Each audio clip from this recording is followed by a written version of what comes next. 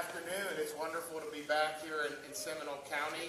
We got a great announcement here today, and I'm happy to be joined with the state's Commissioner of Education, Manny Diaz. I'm also happy to be joined by Senator Jason Broder and Representatives Smith, Hawkins, and Plakin. So I want to thank them for all their hard work. And then we have a number of students. We also have some teachers who are going to be able to speak today.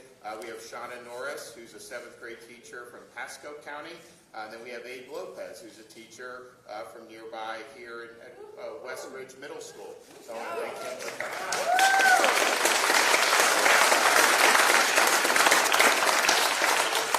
One of the things that we have focused on since I became governor is the need to have robust civics education. We need to be able to produce students who understand what it means to be an American. They understand our constitutional structure. They understand the founding principles of the country. They understand the Bill of Rights, and they understand what a society based on the rule of law means. And our society as a whole has not been doing a very good job of that over the last generation. I think if you look at any time they study this in terms of asking the public questions, this is not just students, this is just even adults. The results are typically very, very frightening with just how little collective civic knowledge there is in our society right now. It was a lot better, many, many years ago, I think, because there was more of an emphasis put on it in the schools.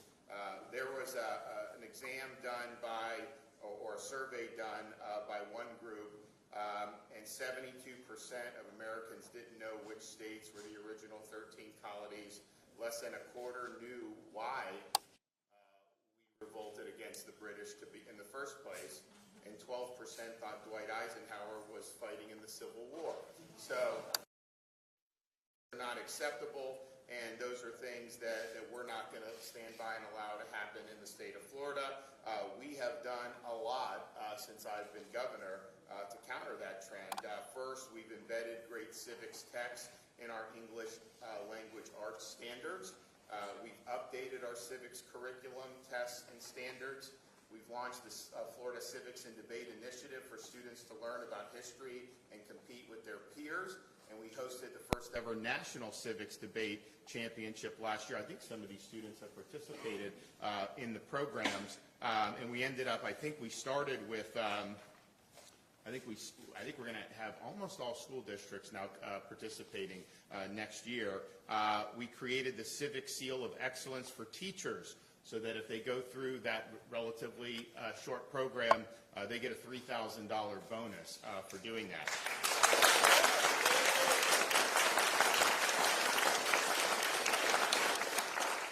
The state of Florida has funded a 3-day civics excellence teacher training, and we have the first 2,500 teachers that are going through that now. That is one way where they can get the Civic Seal of Excellence and be on their way to that $3,000 bonus.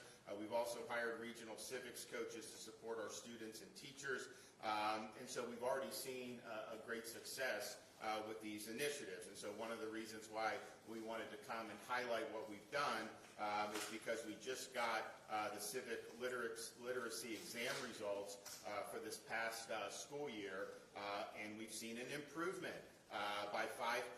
So we're now at almost 70% are passing our civics exam. Now that's not nearly good enough, but that is much better than I would say most people would expect, and certainly much better than probably what you get in most parts of the country.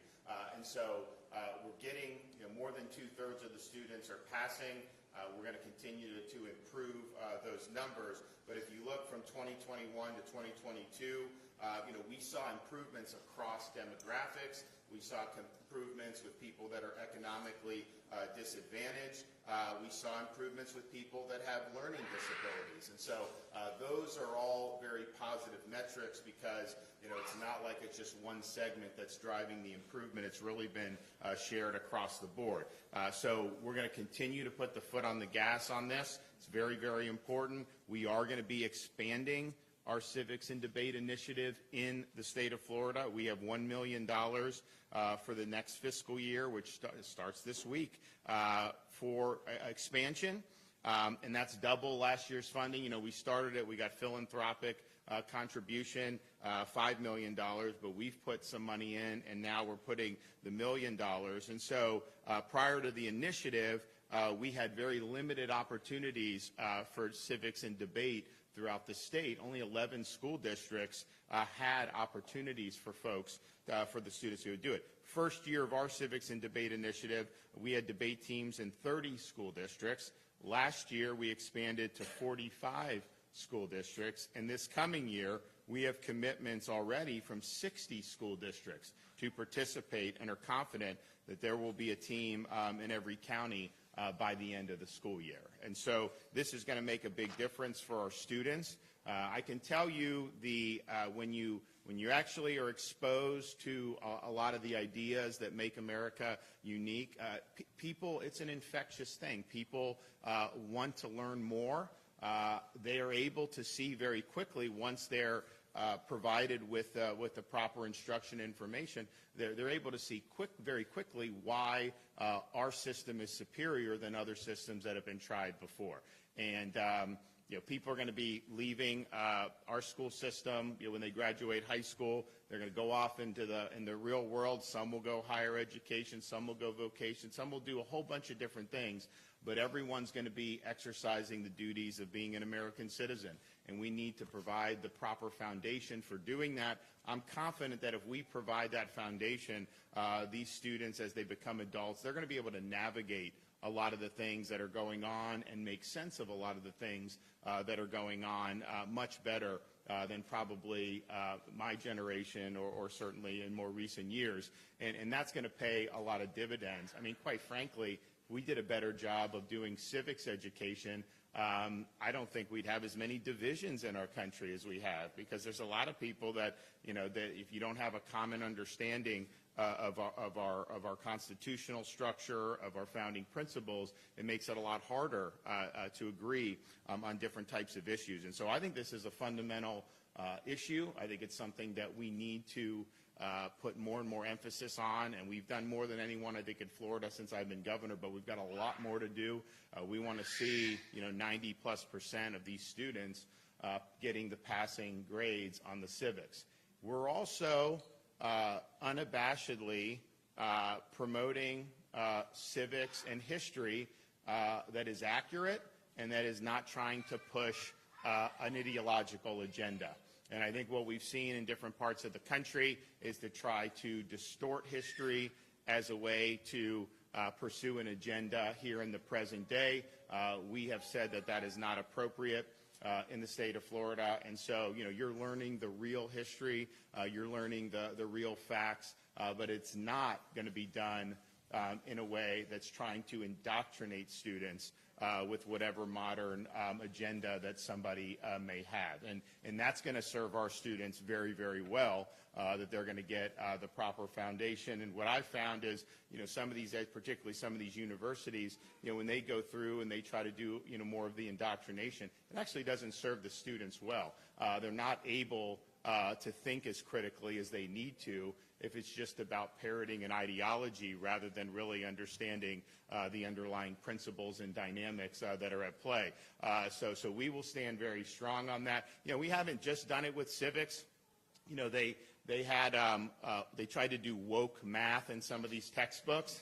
I mean, it's absurd. And so, you know, we said, doesn't meet our standards, sent it back to the publishers, and the publishers took the woke, the non, you know, germane stuff out. They took the agenda stuff out, and they actually sent us math books. And that's really what it should be. I mean, you know.